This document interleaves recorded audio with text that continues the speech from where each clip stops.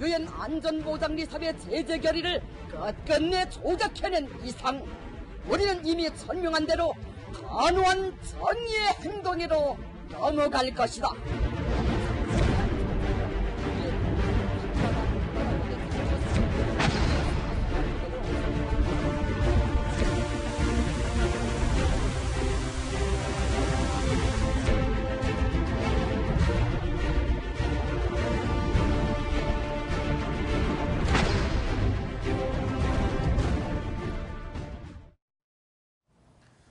네, 북한이 유엔 안보리의 대북 제재 결의안에 대한 입장을 발표하면서 그 형식으로 정부 성명을 택했습니다.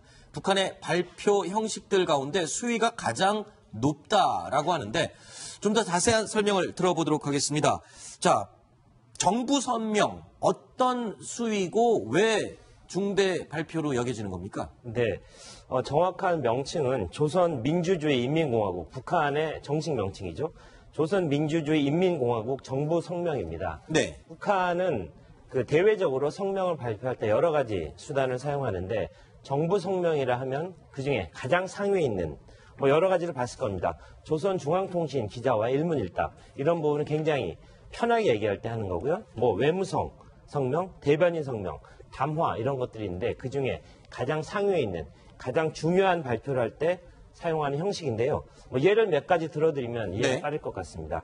93년 NPT 탈퇴, 핵 확산 금지 조약 탈퇴를 할 때 정부 성명을 사용했습니다. 아하. 그때 북핵 위기, 1차 북핵 위기의 시발점을 그때로 보는 거죠. 네. 그리고 최근에는 작년 1월이죠. 4차 핵실험을 할 때도 정부 성명이라는 형식을 썼습니다.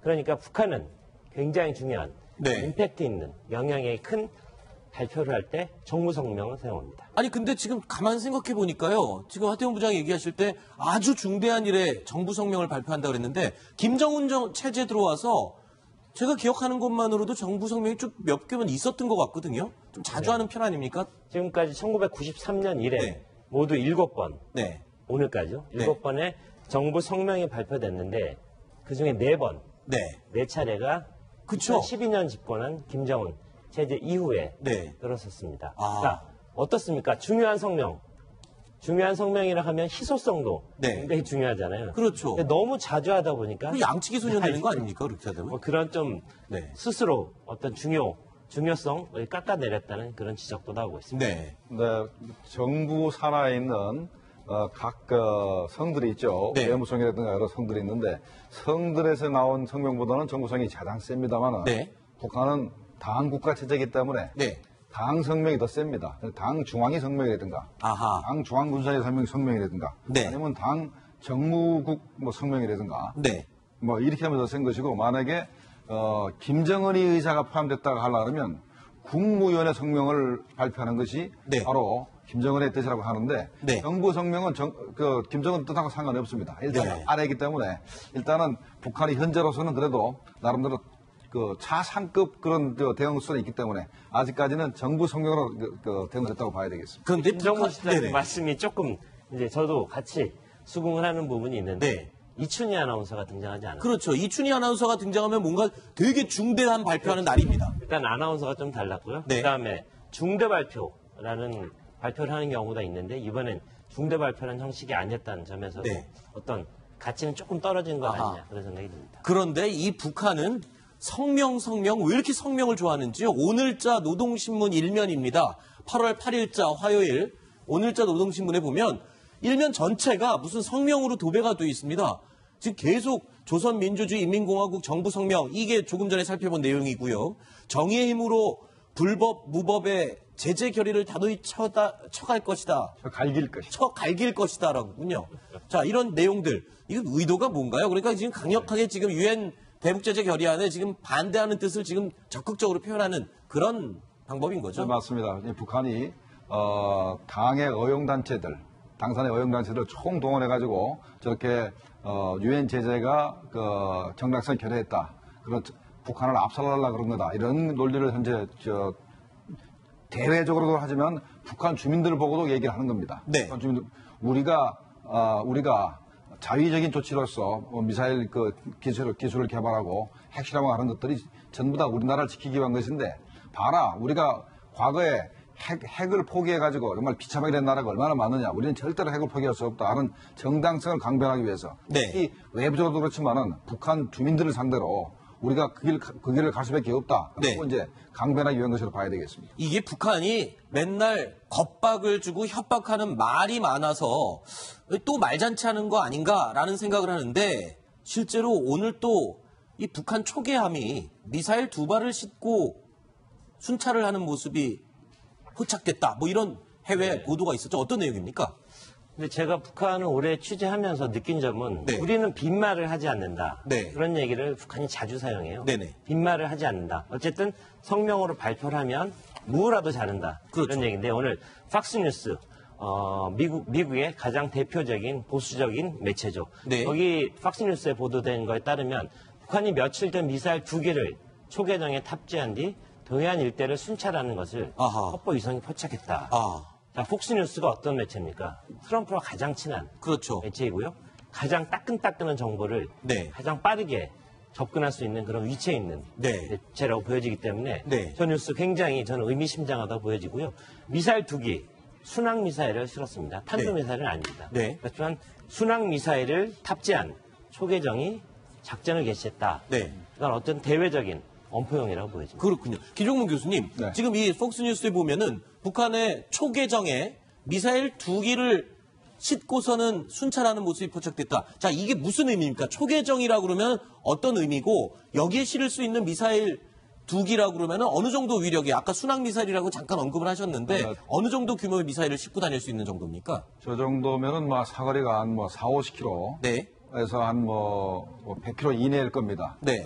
북한은 대개 이제 해안선에서 지대함 미사일로 네. 접근하는 함정을 견제하기 때문에 지대함 미사일이 발전했지 네. 함대함 미사일은 그렇게 기술이 발전하지 않았습니다. 네. 저게 이제 저 미사일이라는 것은 함대함 미사일이거든요. 네. 그러니까 현 초계정에다가 함대함 미사일을 실은 것은 이제 곧 있으면은 프리덤 가디언 훈련이 시작되지 않습니까? 그렇죠. 그럼 미국이 항공모함을 동원하고 네. 그다음에 구축함과 순항함을 이제 그 대동해서 이제 나타날 건데 네. 그러면 현재 북한이 가지고 있는 지대함 미사일 최대 사거리가 200km 정도 됩니다. 네. 만약에 200km 밖에 있으면 전혀 위협이 안 되는 거 아니겠습니까? 네네. 그러니까 북한이 저 배에다가 이 함대함 미사일을 싣고 근접해가지고 미국의 대규모 함선을 우리도 격침할 능력이 있다라고 보여주기 위해서 이렇게 위성이 파악할 수 있게 이렇게 해가지고 이렇게 위협을 하는 것으로 미국을 위협하는 것으로 봐야 되겠습니다. 네.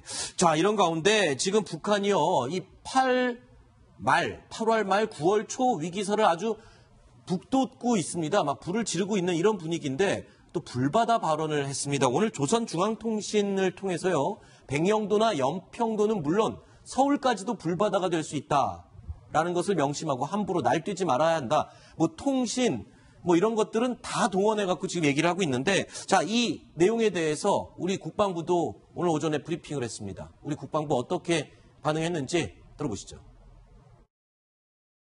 어제 정부 성명에 대해서 북한은 핵 미사일 도발을 중단하지 않는다면 더욱 강한 제재와 압박에 직면하게 될 것임을 분명하게 깨닫고 지금이라도 올바른 선택을 하여 비핵화의 길로 나올 것을 촉구합니다.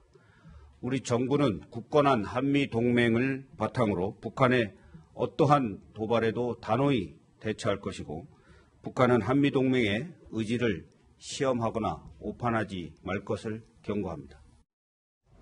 네, 지금 보면은 이제 북한이 백령도, 연평도를 불바다 만들겠다고 또 그러지 않습니까? 네. 근데 그게 북한이 연평도 포격을 한 게 2010년도 11월입니다. 벌써 한 7년 정도 됐거든요. 네. 그런데 그 이후에 한국군의 백령도, 연평도를 방어할 수 있고 북한이 만약에 도발하면 북한 인접 지역, 황해도 지역을 완전히 초토화시킬 수 있는 무기들이 배치되어 있기 때문에 네. 만약에 이번에 연평도가 백령도를 북한이 한번 건들면은 네. 아마 불바다가 될 겁니다. 그 일대는. 그러니까 북한 쪽이 불바다가 된다는 불바다가 거죠. 되죠. 네네. 그러니까 깜짝이야. 네. 그러니까 내가 볼 때는 그래서 말만 그렇게 하지 실제로 북한이 연평도와 백령도를 건들 수가 없는 겁니다. 네. 자, 일단은 뭐 지금 북한도 유엔에서 대북 제재 결의안이 통과가 됐고 지금 ARF 아세안 지금 안보 포럼에서도 북한에 대해서 굉장히 그렇죠. 제재를 하는 분위기로 더 가고 있지 않습니까? 자, 이런 마당에 지금 북한이 딱 도발하기 좋은 시기가 아닌가 이런 우려가 나올 수밖에 없어요. 여러 가지 뭐 분위기가 무르익었다고 하면 좀 어폐가 있겠지만 어쨌든 UFG, 프리덤 가디언 훈련이라는 게 항상 북한이 문제를 삼고 어떤 도발을 하는 계기로 삼았고요. 또 9월이 어떤 시기입니까? 북한의 정권 수립 기념일이 그렇죠. 9월 9일인가요? 예, 9월 9일이죠. 당창건 기념일까지도 겹쳐 있기 때문에 네. 뭔가를 보여주려고 하고 있습니다. 네. 그러니까 불바다 발언 나왔는데 불바다 하면 가장 유명한 게 94년 그렇죠. 박영수가 했던 그 불바다 발언 아니겠습니까? 네. 당시에 YS 때고요. 라면 사재기 등 생필품 사재기가 이루어졌는데 그때 불바다와 지금 불바다는 의미가 다르죠. 차원이 다른. 그렇죠. 이게 다른 차원의 불바다가 될 수 있기 때문에. 과거의 불바다는 재래식 무기로의 불바다였다면 이번에 북한이 언급하는 불바다는 이 핵무기와 관련된 불바다일 가능성이 있기 때문에 더 위험한 그런 의미가 될 수 있겠습니다. 네, 그 부분을 이제 설명드리면 김정은이가 집권한 직후에 2012년도 8월 달에 남조선을 일주일 내에 통일할 수 있는 계획을 작성하라. 네. 라고 이제 지시를 했는데 그게 핵무기를 사용해서 일주일 내에 부산까지 점령하겠다는 계획이었습니다. 네. 그 계획서를 작성하고 그 이후부터 계속해서 핵무기를 우리 대한민국에 쓰겠다라는 네. 그 전략을 가지고 있는 겁니다. 네, 알겠습니다. 자, 지금 얘기를 들어보면 북한은 국제 무대에서 스스로를 자처해서 왕따가 되고 있다라고 해도 지나친 표현이 아닌 것 같습니다. ARF, 아세안 안보 포럼에서도 조차 스스로 자처해서 왕따가 됐습니다. 영상 구성 준비되어 있습니다. 함께 보시죠.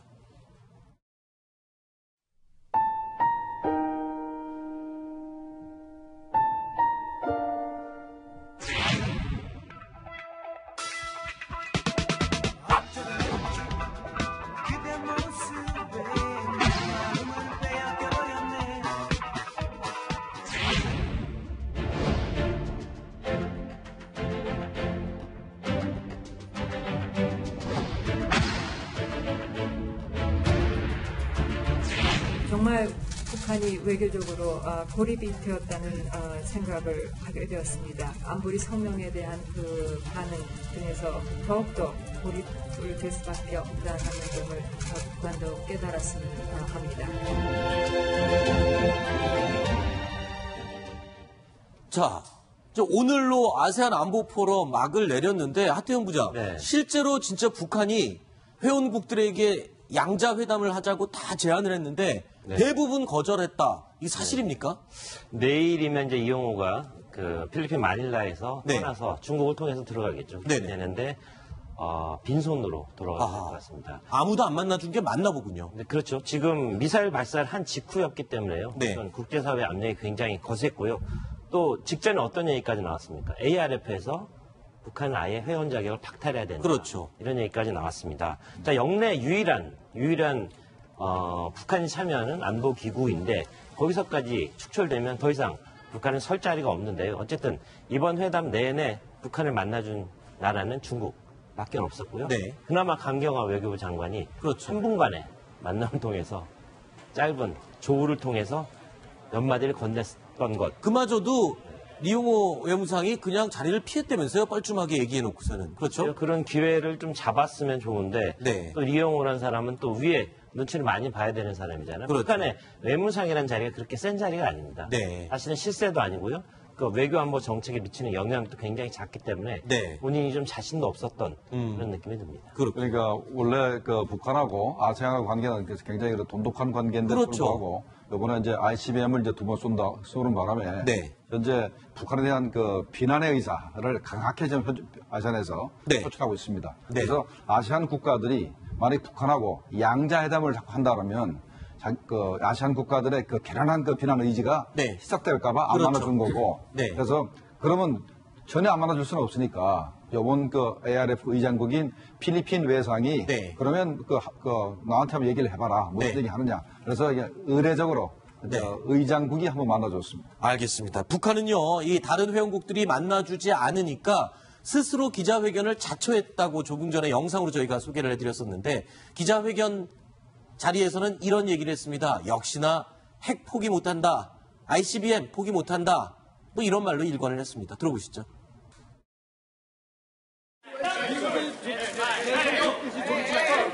핵 위협이 근원적으로 청산되지 않는 한 절대로 우리의 핵과 탄도 로켓으로 십장까지 올려놓지 않을 것이며 우리가 선택한 핵무력 강화에 대해서 단 한치의 양보도 없다는 것을 청구했습니다. 자, 북한의 의도는 도대체 뭘까요? 저렇게 스스로 왕따를 자처하고 또 아무도 만나주지 않을 거 뻔히 알면서 그러니까 또 기자회견 자처해서 또 저렇게 자극적인 발언을 합니다. 의도가 뭘까요? 그러니까 북한은 벼랑 끝 전술을 쓰는 거죠. 네. 결국은 과거에 ICBM이 완전히 자랐을 때는 미국이 자기네 자기네 요구를 들어주지 않을 거로 생각을 했고 네. 이제는 핵 능력도 있고 그걸 실어서 미국을 타격할 능력이 있으니까 네. 결국은 미국이 자기네 협상 요구에 응할 것이다 네. 라고 확신을 하는 겁니다. 네. 그 기간 중에 뭐 제재를 하고 하는 것 자체가 자기들이 고통스러울지 모르지만 우리가 끝까지 견디면 결국은 미국이 굴복을 해서 자기들하고 협상 테이블에 나올 것이다 네. 라고 보고 좀 얘기하고 있는데 현재 어떻게 보면 트럼프 대통령도 벼랑 끝 전술을 쓰고 있습니다. 네. 이들이 핵을 포기하지 않으면 전쟁을 불사하겠다라고 하고 있고 북한 쪽에서는 죽어도 핵을 못 포기하겠다라고 뻗치고 있습니다. 네. 앞으로 이제 어떻게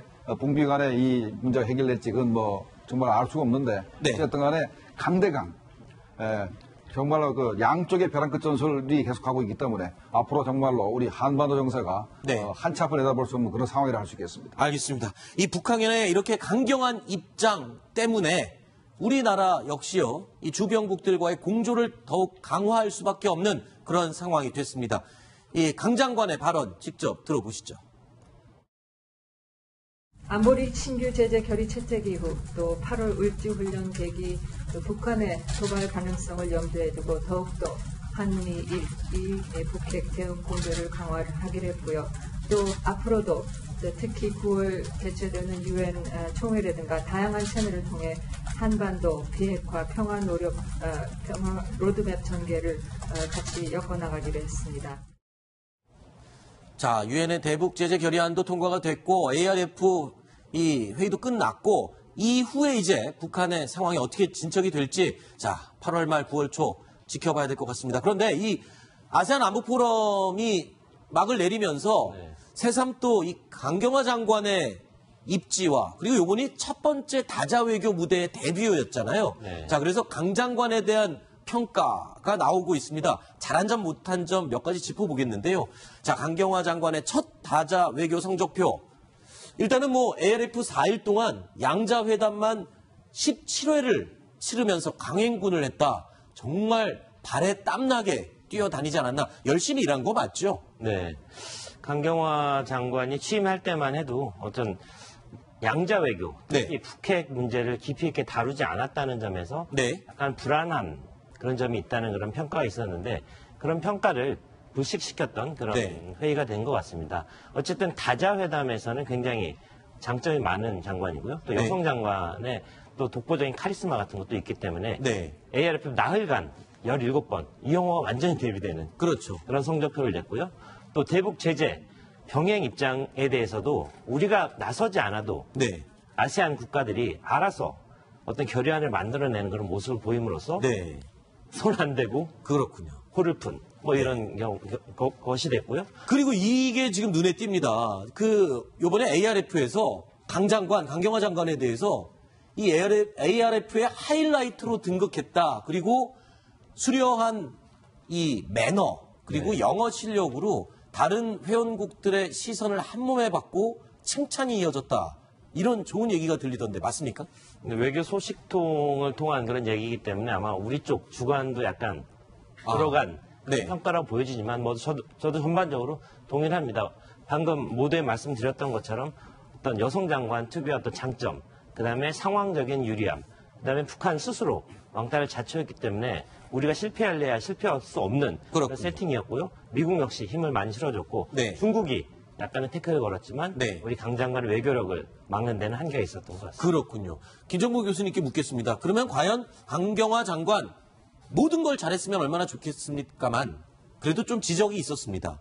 주요 국가회담에서 좀 끌려다닌 게 아니냐라는 평가도 있었다고 하고요. 특히 중국과 사드 문제를 이야기할 때 주도권을 좀 뺏긴 게 아니냐. 아마 왕이 외교부장이랑 얘기할 때 그때를 얘기하는 것 같거든요. 어떻습니까? 근데 중국 쪽에서는 무대뽀로 뭐 그냥 사드 배치에 반대한다라고 계속해서 강하게 얘기하니까 네. 강 장관 입장에서는 사드라는 것이 방어적 무기고 원인을 제공한 것도 바로 북한이고 북한이 바로 도발했기 때문에 우리가 사드를 배치하는 것이다. 네. 라고 그걸 설명을 계속 길게 하다 보니까 정말로 중요한 부분을 우리가 얘기를 못했죠. 네. 당신들이 우리 사드 보복한 거예요. 사드 보복한 문제 관련해서 보복하는데 그건 정당성이 결여된 거다. 네. 보복을 중지하라 이 말을 해야 되는데 그 말을 하지도 못하고 네. 끝났기 때문에 현재 옥의 티가 하나 생겼다 이렇게 봐야 되겠습니다. 네. 뭐 다 잘할 수 있겠습니까? 뭐 한 가지 조금 아쉬운 점은 있겠지만 그래도 첫 다자 외교 무대에 데뷔를 하고 생각을 했을 때는 꽤나 열심히 했다 이렇게 또 평가를 할 수 있을 것 같습니다. 네. 네, 그리고 지금 한중수교 그러니까 25주년이 네네. 얼마 남지 않았잖아요. 거기에 대해서 이제 중국이 취하는 태도 굉장히 치졸한 모습으로 나오잖아요. 그동안 꺾어지는 해라고 하죠. 15년, 20년 네. 이런 단위에서 굉장히 성대하게 했던 행사를 이제는 따로따로 하자. 네. 각자의 갈 길을 가자 하는데 이런 부분들이 국제 외교 무대에서 보여지는 모습은 세련되지 못한 외교로 보여질 가능성이 높고요. 네. 우리 외교가 못했다고 평가할 수도 있겠지만 중국이 치졸하고 네. 이게 대국답지 못하다 이런 평가도 나올 것 같습니다. 알겠습니다. 자, 여기서 김정봉 교수님 얘기는 여기서 마무리하도록 하고요. 다음에 또 모시겠습니다. 오늘 나와주셔서 고맙습니다. 자, 두 가지 이야기 첫 번째로 살펴봤고요. 저희가 세 번째 이야기가 또 준비되어 있습니다. 저희가 오늘 7위로 꼽은 내용입니다. 어떤 내용인지 확인해 보시죠.